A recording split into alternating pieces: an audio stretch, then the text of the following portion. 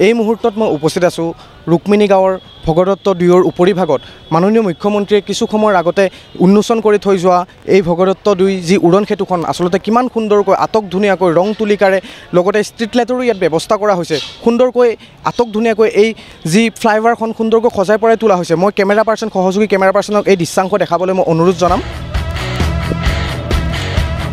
এই যিখন ফ্লাইঅভাৰ ভগদত্ত ২ অতি সুন্দৰকৈ আচলতে ষ্ট্ৰীট লাইটৰ ব্যৱস্থা কৰা হৈছে লগতে ৰং তুলিকাৰে সুন্দৰকৈ সজাই পৰাই তোলা হৈছে কিন্তু তাতকৈ এটা আচলতে দুখ লগা কথা ইয়াত বাতৰি পৰিৱেশন কৰিবলৈ আচলতে লাজ লাগিছে আমি সৰ্বত্ৰে উন্নয়নৰ কথা ক'লে নহ'ব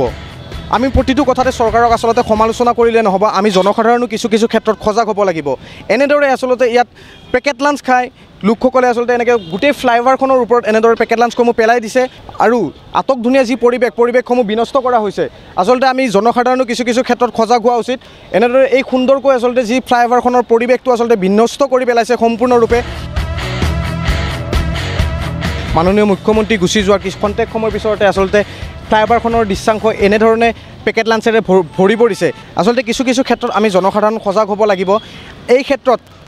আৰক্ষী প্ৰশাসনেও আচলতে চোকা নজৰ ৰখা উচিত এনেদৰে আচলতে উদ্ভণ্ডালি কৰা বা এনেদৰে পেকেট লাঞ্চসমূহ খাই এই ৰাস্তাত পেলোৱা আচলতে এইটো অতি দুঃখজনক কথা অতি লজ্জাজনক কথা আচলতে বাতৰি পৰিৱেশন কৰিবলৈ লাজ লাগিছে খন্তেক সময়তে আচলতে ইমান সুন্দৰ এটা পৰিৱেশ বিনষ্ট কৰি পেলালে আচলতে জনসাধাৰণে এই ক্ষেত্ৰত কিছু সজাগ হোৱা কিছু সচেতন হোৱা অতি প্ৰয়োজন